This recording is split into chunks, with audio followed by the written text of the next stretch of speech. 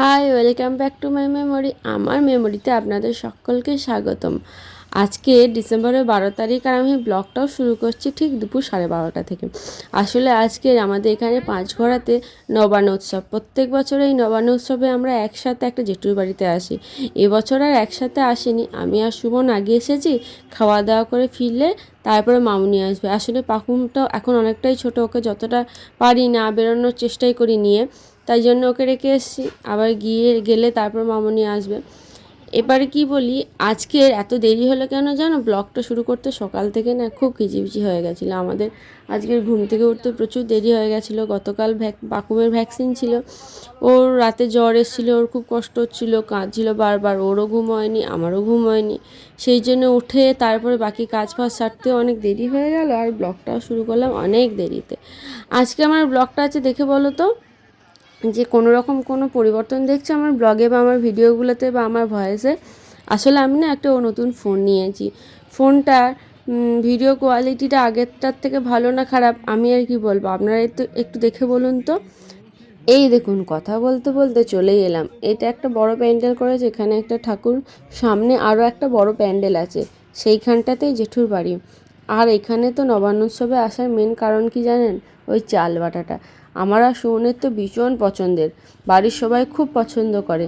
আর আপনাদের কে কে এই চাল বাটাটা খেতে পছন্দ করেন এটাও কিন্তু জানাবেন। আর সাথে জানাবেন আপনাদের গ্রামের পুজো কি হয়ে গেছে না এখনও হতে বাকি আছে, হলে কবে হবে সেটাও কিন্তু অবশ্যই জানাবেন আমাদেরকে।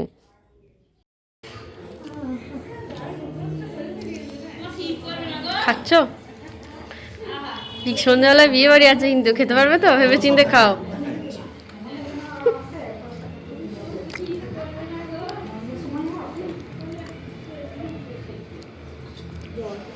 এটা হচ্ছে তোমার দাদা পিসি। বললো হ্যাঁ, এর আগে দুবার স্ট্রোক হয়েছে, একবার ব্রেন স্ট্রোক হয়েছিল, তখন তো একদম পুরো কথা টথা সব বন্ধই হয়ে গেছিল। তারপরে তো মুখ ফুক একদম বেঁকে গেছিলো অনেক ট্রিটমেন্টের পর, তবে এখানে এসে 2 মাস রাখা হয়েছিল।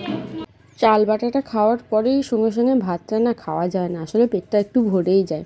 তাই ঠিক করলাম চলো সামনে থেকে ঠাকুরগুলো একটু দেখে আসি, তারপরে খাবো।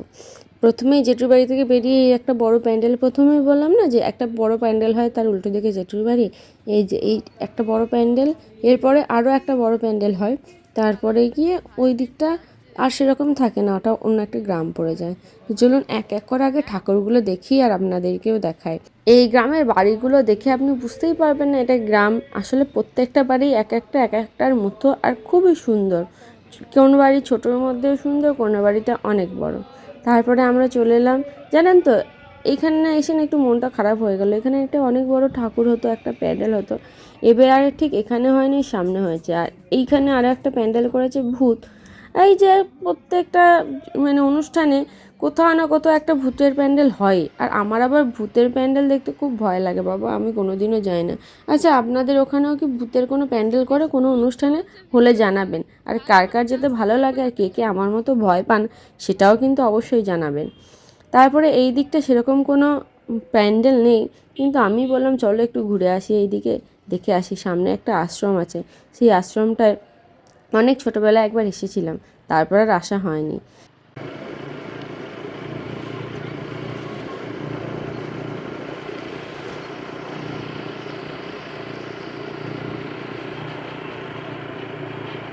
এই দেখুন চলে এলাম এই আশ্রমটায়।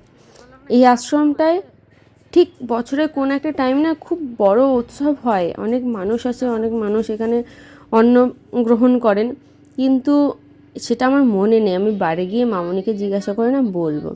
জানেন তো আশ্রমের ভেতরে ঢোকা হলো না, ঢুকলে না অনেকটা টাইম লেগে যেত। আসলে এসে খাওয়া দাওয়া করে আবার আমাদেরকে তো বাড়ি যেতে হবে, তাই আজ আর গেলাম না।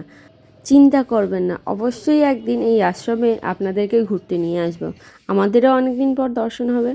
বেশ চলুন আবার জেঠুর বাড়ির দিকেই যাই, খাওয়া দাওয়াটা সেরে নিই। খাওয়া দাওয়া সেরে এই যে বাড়ি ঢুকছিলাম, আমাদের জুলি শুন্নিকে দেখুন, ও আমাদেরকে নিতে এসছে, দেখুন ওর মজাটা খালি দেখে যান। কি করে দেখি, দাঁড়াও।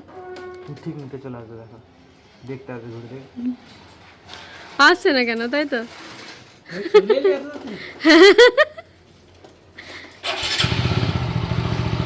ওই দেখো,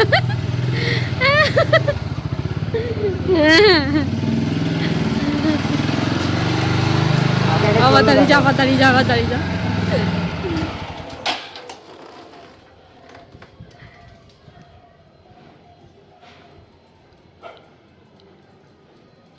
শয়তানটা বাড়ি ঢুকবে না, আমাদের ডাকতে আসছে, ভাবছে আসছে না কেন এখনো। ওই কই কি জানি।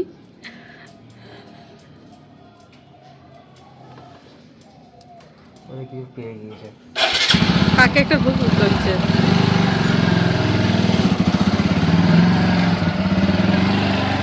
বললাম কি একটা দেখতে এসে বললাম না।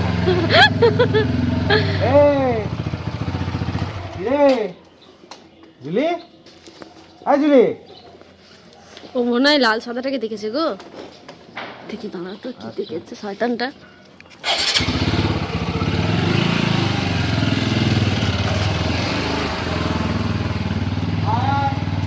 ও লাল সাদাটাকেই দেখেছে জানো তো, ওকেই মারতে যাচ্ছে।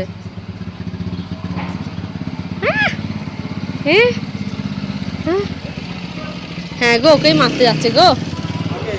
জুলি পালু আপন পনু ছুটলো মাদর। উফ, আজকের গাছের একটা সবেদা পেকেছিল, সেটা ঠাকুরকে পুজো দিয়েছি। এখন আছে এইটা, মনে হয় সম্ভবত পাকবে। উফ, আর এই যে এত সুন্দর গাছটা, এতগুলো গোলাপ গাছের মাঝখানে মনে হয় পড়ে গেছে। সুমনকে জিজ্ঞাসা করলাম, ও বললো আমি তো নামাইনি, টকটা ভেঙে গেছে, পড়ে গেছে।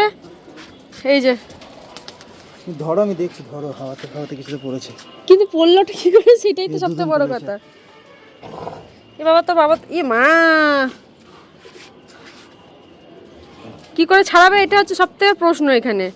আমি চেষ্টা করলাম একটু,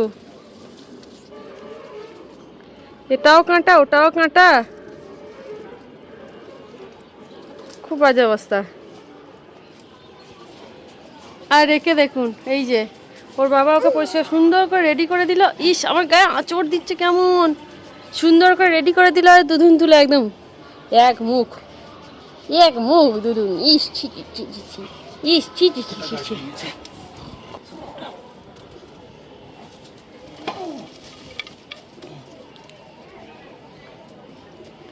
এ বাবা,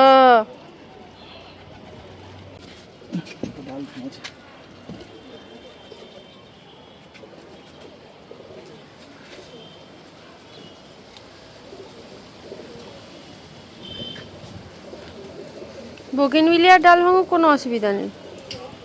ফুল এসেছিল কত। সে ঠিক আছে, কিন্তু ব্যাপারটা হচ্ছে গোলাপ গাছ হলো কি মা, একটা ডাল, গোলাপ গাছগুলো যে বহুত যত্ন করে। এই কাঁটা আছে রে কুত্তা।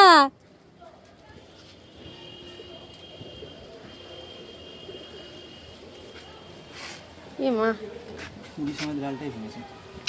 যা ছি, কপালটাই খারাপ জানো তো।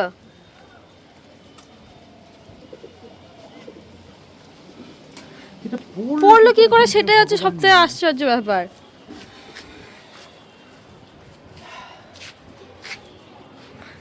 বাঁধা ছিল না, নয়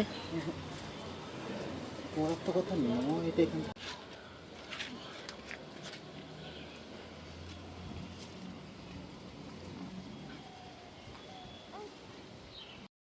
না, দুপুরের নতুন চালের ভাত বহু কষ্ট হজম করে নিচে নেমে এলাম। পাকুমের মতো খেলা করছে, সেই সুযোগে আমি আলমারি থেকে একটা নতুন শাড়ি এনে মামনিকে ধরিয়ে দিলাম। বললাম, এইটা পরেই আজকে বিয়ে বাড়িতে যাবো, তুমি ব্লাউজ পিসটা কেটে দাও আর একটু সেলাই করে দাও। সুমন বলছে, তুমি বিয়ে বাড়িতে সাদা পরে যাবে। আমি বললাম, কি খারাপ আছে বলুন তো শাড়িটাতে, এই শাড়িটা কি ভালো লাগছে না, না পরে গেলে আমাকে ভালো লাগবে না। রেডি হয়ে গেছি আমরা, এবার যাচ্ছি বিয়ে বাড়ি, তাই তো সন্টু? হ্যাঁ, চলে এসো। এই যে, আর এইটা দেখো, এইটার ব্যাপারে পরে বলবো, বলো। হ্যাঁ, তোমার আইফোন হয়ে গেছে বলো। এটা আইফোন কেন? আয়নায় তুলতে হচ্ছে। না না, বেরিয়ে যাই, গিয়ে একেবারে বিয়ে বাড়িতে গিয়ে আবার দেখা হবে। আর এই পাকুম দেখো ঠাকুমার কাছে গান শুনছে। তাতে মা টাটা। মনে মনে কি গালাগাল দিচ্ছে, সকালে একবার বেরোচ্ছে আমাকে ছাড়া, রাতে বেরোচ্ছে একবার, তাড়াতাড়ি চলে আসবে। তাড়াতাড়ি চলে আসবে, চাইছো মা? চলো।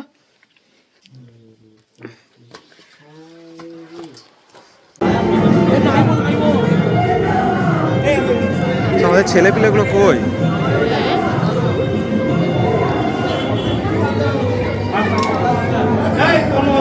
এই কি খবর? এইখানেই তো নাকি?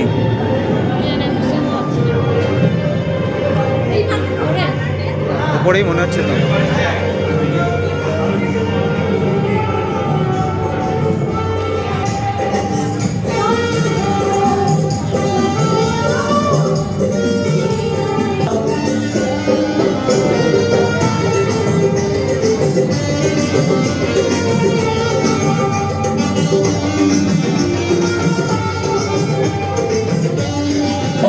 এই দেখুন আজকের মেন আকর্ষণ, নতুন বর আর কনে। বর হচ্ছে মৃন্ময় আর কনে হচ্ছে রুমি। ওদের 12 বছরের সম্পর্ক। যদি ওদের প্রেমে শুরু থেকেই আমি জানতাম। মৃন্ময় আমার খুব ভালো বন্ধু ছিল, আর রুমিও আমার ক্লাসমেট ছিল, আমরা একই স্কুলে পড়েছি, একই স্যারের ব্যাচে পড়েছি। তো যাই হোক, ওদের সাথে দেখা করেই আমরা খেয়ে নিলাম। খাওয়া হয়ে যাওয়ার পরে একটা পান নিয়ে নিলাম। আর কি বলবো, খাবারগুলো খুবই টেস্টি ছিল, খুবই ভালো হয়েছিল আজকে। প্রত্যেকটা আইটেমও ইউনিক ছিল, আর খাবারগুলো সত্যি ভীষণ টেস্টি ছিল। তারপর আমি চলে এলাম মৃন্ময়ের সাথে দেখা করতে। ওকে বললাম আসছি, কারণ মেয়েটা তো বাড়িতে আছে ওর ঠাকুমার কাছে। ওর সাথে দেখা করে বেরিয়ে যাওয়ার ইচ্ছে ছিল, কিন্তু দেখুন এইখানে না খুব ভালো গান বাজাচ্ছিল এই ভদ্রলোক। তার একটু শোনাই আপনাদেরকে।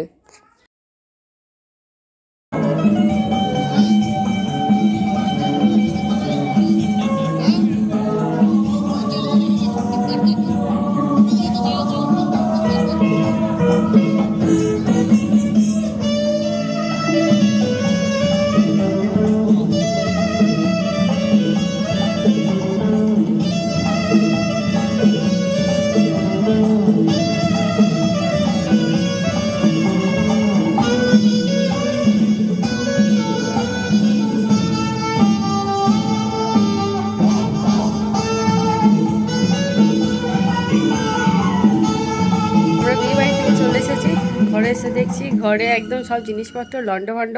আমরাও ভীষণ ক্লান্ত, অনেক কিছু খেয়ে ফেলেছি। মেনুগুলো খুবই ভালো ছিল, খাবার দাবার তো খুবই ভালো হয়েছিল। তো চলুন আজকে মতো ব্লগটা এইটুকুই। ভালো লাগলে অবশ্যই জানাবেন, আর অবশ্যই হ্যাঁ আজকে আমাকে কেমন লাগছিলো সেটাও জানাবেন। আর আগামী দিনে আবার নতুনভাবে একটা নতুন ব্লগ নিয়ে হাজির হব। ততক্ষণের জন্য টাটা।